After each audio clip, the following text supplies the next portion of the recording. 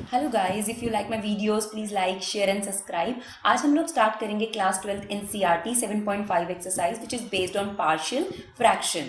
Partial fraction में कुछ forms हैं जो हम लोग डिस्कस करेंगे, उसके बाद हम लोग इस पे बेस्ड क्वेश्चन करेंगे। पार्शियल फ्रैक्शन को आप कैसे पहचान सकते हैं कि पार्शियल फ्रैक्शन लगेगी? बेसिकली अभी तक हम लोगों ने कोई ऐसा क्वेश्चन टूल डिस्कस नहीं करा है इंटीग्रेशन में। सोफार हम लोग 7.4 एक्सरसाइज तक डिस्कस कर चुके हैं, तो ऐसा कोई अभी तक क्वेश्चन टूल नहीं है।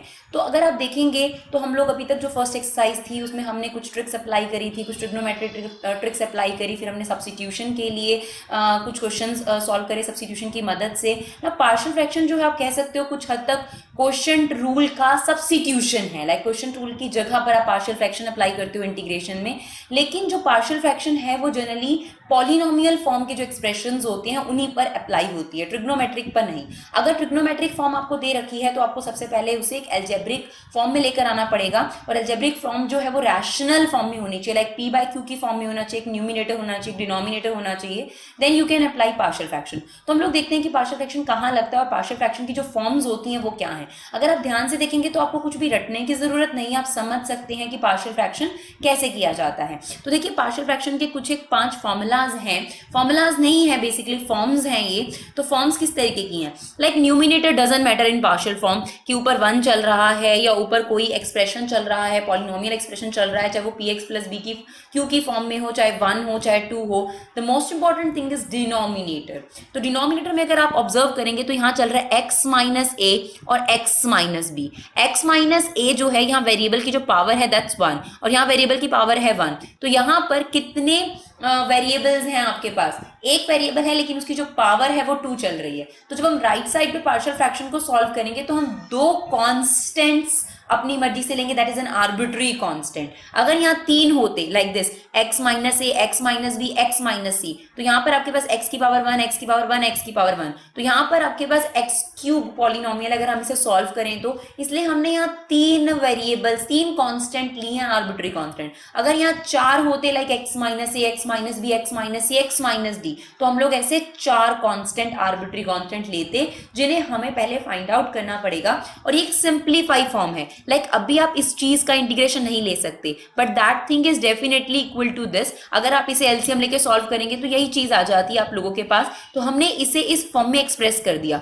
बस हमें ये कांस्टेंट फाइंड आउट करने हैं। अगर हम ये कांस्टेंट निकाल लें उसके बाद हम आसानी से इसकी बजाय इसका इंटीग्रेशन बड़े आराम से ले सकते हैं। तो हमने इसको इस फॉर्म में प्रेजेंट किया है। तो देखिए क्या है, अगर x minus A, x minus B है तो that is represented as a upon x minus a plus b upon x minus b. If there are 3 x minus a, x minus b, x minus c, तो there 3 constant arbitrary constant हम लोग लेंगे, तो that is in the form of a upon x minus A plus b upon x minus B plus c upon x minus C and so on. तो आप ध्यान से देखिए कुछ मुश्किल नहीं है इसके अंदर। अगर आपके पास 2 वेरिएबल्स थे लाइक x की पावर 2 थी तो हमने 2 लिया था, x आपके पास, और स्प्लिटेड फॉर्म में होना चाहिए। इफ इट इज स्प्लिटेड तो इजी, अगर ये स्प्लिट नहीं हो पाएगा, क्वाड्रेटिक है, क्यूबिक है, तो हम लोग ये फॉर्म अप्लाई नहीं कर सकेंगे। तो जरूरी क्या है आपके पास? स्प्लिटेड फॉर्म में आपके पास होना चाहिए। 3 स्प्लिटेड होंगी तो ये, 2 स्प्लिटेड फॉर्म होंगी तो ये।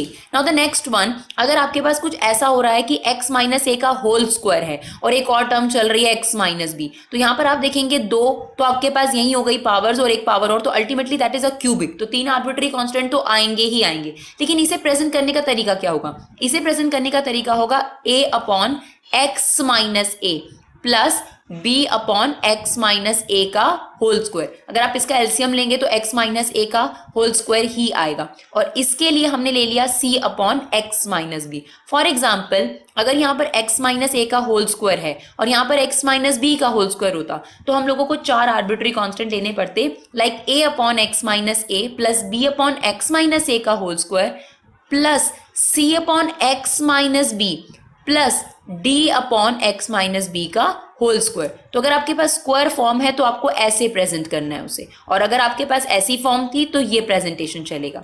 ओके, नाउ अगर आपके पास न्यूमिनेटर तो मैटर करता ही नहीं है, डिनोमिनेटर में अगर आपके पास एक लीनियर एक्सप्रेशन चल रहा है और एक क्वाड्रेटिक एक्सप्रेशन चल रहा है, और इस क्वाड्रेटिक एक्सप्रेशन को आप किसी भी कीमत पर स्प्लिट नहीं कर पा रहे हैं, तब हमें ये फॉर्म अप्लाई करनी पड़ेगी। इसके लिए तो आपको पता है a अपॉन एक्स माइनस ए आ जाएगा, और इस क्वाड्रेटिक के लिए क्योंकि यहाँ x की पावर 2 है तो 2 तो आने चाहिए आर्बिट्री कांस्टेंट, तो अब ये स्प्लिट नहीं हो सकता, इसलिए हमने लिखा bx plus C upon x square plus B X plus C. Basically ये 4 ही फॉर्म्स हैं। अगर आप देखें तो आपके पास अगर स्प्लिटेड फॉर्म दे रखी है तो ये वाला आपके पास एक्सप्रेशन हो जाएगा, अगर स्क्वायर है तो आपको ऐसे 2 ब्रेक में करना पड़ेगा, अगर क्वाड्रेटिक है तो ऐसे करना पड़ेगा। मैंने एक मिक्स आपके लिए एग्जांपल लिया है, एक्सप्रेशन लिया है एक तरीके से। न्यूमिनेटर क्या है हमें मैटर नहीं करता, मान लो x माइनस ए का होल स्क्वायर है, x माइनस बी है, और एक नीचे क्वाड्रेटिक फॉर्म दे रखी है आपको, तो आप क्या करेंगे, इसके लिए आपको 2 स्प्लिट करने पड़ेंगे, like a upon x minus A plus b upon x minus ए का होल स्क्वायर, और इस क्वाड्रेटिक के लिए आपको 2 और लेने पड़ेंगे। तो उसके लिए फॉर्म आपको क्या लेनी पड़ेगी, c x plus d upon x square plus c x plus d, जो भी आपका ये एक्सप्रेशन चल रहा है, और एक इसके लिए हम लेंगे ई, यानी आप यहाँ पर 5 आर्बिट्री कांस्टेंट लेंगे, क्योंकि 2 इसके हो गए, एक इसका हो गया और 2 इसके हो गए। तो दिस इज द फॉर्म। इतना बड़ा आपके पास आएगा नहीं है यही, लेकिन हम लोगों ने ये समझाने के लिए आप लोगों को लिया है कि बेसिकली पार्शियल फ्रैक्शन की जो फॉर्म्स हैं उन्हें कैसे सॉल्व किया जाता है। तो आप हम लोग जो है एक्सरसाइज डिस्कस करेंगे इसकी 7.5 एक्सरसाइज जो है वो इन्हीं फॉर्मूलाज, इन एक्सप्रेशंस पर या फिर इन फॉर्म्स पर बेस्ड हैं। तो अगर आप लोग ध्यान से देखेंगे तो आपको क्लियर हो जाएगा कि पार्शियल फ्रैक्शन कैसे सॉल्व किया जाता है। तो अब देखिए आपके सामने जो एक्सप्रेशन है या जो इंटीग्रेशन जिसका आपको करना है, it's a polynomial, basically polynomial expression. Numerator में आपके पास चल रहा है, डिनोमिनेटर में आपके पास चल रहा है। तो अभी तक अगर हम डिस्कस करें 7.4 तक कि हम कुछ अप्लाई कर सकते हैं इस पर, तो देखिए first of all direct integration possible नहीं है, क्योंकि जो डिनोमिनेटर होता है उसे आप स्प्लिट नहीं कर सकते हैं, तो न्यूमिनेटर को आप दिस अपॉन दिस कर ही नहीं सकते यहाँ पर। फिर आपके पास क्या आता है, सब्स्टिट्यूशन। सब्स्टिट्यूशन का तो कोई मतलब ही नहीं लग रहा है यहाँ पर, क्योंकि x प्लस 1 का जो डेरिवेटिव होता है वो 1 होता है, x प्लस 2 का डेरिवेटिव 1 होता है, x का डेरिवेटिव 1 होता है, तो ऐसा कोई डेरिवेटिव यहाँ पर नहीं चल रहा। और अगर हम ट्रिग्नोमेट्री की बात करें तो ट्रिगो तो यहाँ तो कहीं दूर दूर तक नजर नहीं आ रहा। तो हमने अब क्या अप्लाई करा, अगर आपके पास एलजेब्रा P बाय Q की फॉर्म में आ जाए, वी अप्लाई पार्शियल फ्रैक्शन। तो अगर आप ध्यान से देखेंगे दैट इज फर्स्ट फॉर्म, जो ऊपर आपके पास था 1 upon x minus a x minus a x minus b. तो हम लोग इसे क्या सब्स्टिट्यूट करेंगे, let that whole thing is equal to a upon x plus 1 plus b upon x plus 2। अब आप क्या करेंगे, यहाँ पर एलसीएम ले लीजिए। आपने यहाँ एलसीएम लिया तो आपके पास एलसीएम कितना आ गया, x प्लस 1 x प्लस 2 आ गया। इसके पास एलसीएम का क्या नहीं है, x प्लस 2 नहीं है, तो हमने यहाँ मल्टीप्लाई में क्या लिख दिया, x प्लस 2। इसके पास क्या नहीं है एलसीएम का, x प्लस 1, तो इसे यहाँ पर हमने लिख दिया x plus 1। Now x plus 1 x plus 2 से ये वाला x plus 1 x plus 2 cancel out हो जाएगा, इक्वल टू चल रहा है। अगर आप इसे यहाँ मल्टीप्लाई भी करेंगे तो भी ये कट जाएगा, तो ऐसे ये कट जाता है। अगर आपके पास होल फ्रैक्शन चल रही है तो न्यूमिनेटर अगर सेम होता तो वो कैंसिल आउट हो जाता। Here denominator is same, we cancel out denominator. Now the remaining thing is x equal to a x plus 2 b x plus 1. अब हमें a और b की वैल्यूज निकालनी है। There are 2 मेथड, आप a और b की वैल्यूज निकाल सकते हैं। एक तरीका तो ये है बच्चे कि आप लोग a को अंदर इंटू कर दीजिए, b को अंदर इंटू कर दीजिए, एंड बोथ साइड को कंपेयर कर कर x का कोफिशिएंट्स और कांस्टेंट कोफिशिएंट्स को कंपेयर कर कर a और b की वैल्यूज निकाल सकते हैं। दूसरा और कन्वीनियंट मेथड हमारे पास ये है कि यहाँ पर हमें दिख रहा है कि x प्लस 2 है और x प्लस 1 है, तो यहाँ पर इसे 0 बनाने के लिए हम क्या कर सकते हैं, अगर x की वैल्यू 1 -1 रख दें तो ये एक्सप्रेशन 0 हो जाएगा, और यहाँ पर क्या रख दें -2। तो हम लोग यही 2 वैल्यूज लेंगे a और b की वैल्यू फाइंड आउट करने के लिए। सबसे पहले हमने इस पूरे एक्सप्रेशन के अंदर x क्या सब्स्टिट्यूट कर दिया, -1। नाउ x को अगर हम -1 सब्स्टिट्यूट करेंगे that is -1, here -1 plus 2 is 1 and that expression become 0। Now this is 1 a -1, तो a की वैल्यू आपके पास निकल कर आ गई -1, तो a की वैल्यू आ गई। अब आपके पास रिमेनिंग रह गई b की वैल्यू, तो हमें b की वैल्यू भी फाइंड आउट करनी है। तो b की वैल्यू फाइंड आउट करने के लिए हम लोग क्या करेंगे, अब यहाँ x की जगह पर कुछ भी रख सकते हैं आप लोग, बट कन्वीनियंट क्या रहेगा कि x की जगह पर आप क्या रखिए, -2, क्योंकि वो इस एक्सप्रेशन को 0 कर देगा। तो यहाँ पर भी आपने -2 रखा, दैट एक्सप्रेशन बिकम 0, हेयर -2, तो b की वैल्यू आपके पास कितनी आ गई, 2, तो b की वैल्यू भी आपके पास आ गई, a की वैल्यू भी आपके पास आ गई। नाउ हमने क्या लेट किया था कि that expression equal to that expression, बस a और b कुछ इस तरीके से आपके पास आने चाहिए ताकि ये एक्सप्रेशन इसके बिल्कुल इक्वल हो जाए। तो हमने इसको इसके इक्वल इक्वेट किया था, a और b की हमने वैल्यू कैलकुलेट कर ली। नाउ इंटीग्रेशन अगर हम बोथ साइड अप्लाई कर दें तो इसका इंटीग्रेशन जो है वो इसके इंटीग्रेशन के इक्वल होगा, तो हम लोग यही करने करने वाले हैं, ये जो चीज़ थी यहाँ पर a की वैल्यू रख दी, a की वैल्यू थी -1 अपॉन में x+1, b की वैल्यू आपके पास 2 अपॉन x+2, -1 बाहर ले लीजिए, 1 अपॉन x+1 का integration is log x। 1 upon x का इंटीग्रेशन क्या होता है, जब तक आपके पास x की पावर 1 चल रही है, मतलब लीनियर चल रहा है, तब तक आप log ले सकते हैं। जैसे ही लीनियर से ऊपर हो जाएगी पावर 2, 3, तब आप log नहीं अप्लाई कर सकते हैं। तो हियर log x+1 जो है वो x की जगह पर आप इसका डेरिवेटिव लेंगे तो वो 1 आएगा, डिनोमिनेटर में 1 लिखेंगे, तो one of the same thing आप लिखिए नहीं लिखिए। 2 बाहर आ गया, 1 upon x+2 that is also linear polynomial, तो हमने इसका इंटीग्रेशन लिया। 2 बाहर है आपके पास, 1 अपॉन x+2 का इंटीग्रेशन log x+2, आप इसका डेरिवेटिव लेंगे 1 आएगा, दैट इज आप लिखिए ना लिखिए एक ही बात है, प्लस c। अब आप देखिए थोड़ा सा लॉग आपको अप्लाई करना आना चाहिए। हम लोगों ने जब इंटीग्रेशन की लास्ट एक्सरसाइज डिस्कस करी थी तो मैंने आपको कुछ फॉर्मूलाज लॉग के भी बताए थे। तो यहाँ देखिए जो पावर है 2, ये यहाँ पर अगर होती तो आगे आ सकती थी, तो ये जो पावर 2 है ये ऊपर भी जा सकती है, तो ये पावर 2 यहाँ पर चली गई, और ये पॉजिटिव है और ये नेगेटिव लॉग है, तो जो नेगेटिव लॉग होता है वो नीचे चला जाता है। This is basically log a minus log b, तो log a minus log b is log a upon b plus c। थोड़ा बहुत लॉगरिथम आपको अप्लाई करना पड़ेगा। आप सोचे कि यहाँ पर आंसर छोड़ दे, ठीक है, यहाँ पर अपने आंसर छोड़ सकते हैं क्योंकि इंटीग्रेशन आप लोगों ने कर लिया, पर थोड़ा बहुत लॉग आप लोगों को अप्लाई करना आना चाहिए। I hope it's clear. Now next one. Next one is question number 3. मैंने कुछ ही क्वेश्चंस पिक करे हैं जो मुझे लगता है कि आपके कंसेप्ट को क्लियर करने के लिए इनफ हों। लाइक सेकंड क्वेश्चन अब आप फर्स्ट क्वेश्चन के बिहाफ पर कर सकते हैं। उसके डिनोमिनेटर में x² -9 है, उसे आप स्प्लिट कर सकते हैं x - 3 x+3, एंड देन वो फॉर्म बन जाएगी, आपकी फर्स्ट फॉर्म बन जाएगी और उससे आप सॉल्व कर सकते हैं। नाउ देखिए question number 3, 3x - 1 upon x - 1 x - 2 x - 3। Now हमने इस एक्सप्रेशन को लेट कर लिया। रीजन मैं आपको पहले ही दे चुकी हूँ कि पार्शियल फ्रैक्शन क्यों लगेगा, क्योंकि आप इसमें डायरेक्ट इंटीग्रेशन नहीं कर सकते हैं, कोई ट्रिग्नोमेट्रिक ट्रिक नहीं है और सब्स्टिट्यूशन तो बिल्कुल अप्लाई नहीं हो रहा है। तो हम लोग कहाँ जाएंगे, और फॉर्मूला भी नहीं अप्लाई हो रहा है। फॉर्मूला वाली एक्सरसाइज हम लोगों ने करी थी जिसके अंदर हमने 6 फॉर्मूलाज डिस्कस करे थे, वो स्क्वायर के फॉर्मूलाज थे, तो वो भी इसमें एप्लीकेबल नहीं है। उसके लिए भी न्यूमिनेटर में आपके पास 1 होना चाहिए था। तो क्योंकि अभी तक आपने जितना भी पढ़ा वो सब एप्लीकेबल नहीं है, तो नई चीज आपको लोगों को सीखनी है, दैट इज पार्शियल फ्रैक्शन, जो कि अलजेब्रा में लगती है, क्वेश्चन टूल को थोड़ा सिंप्लीफाई कर देती है। क्वेश्चन टूल एज सच नहीं है इंटीग्रेशन में कोई।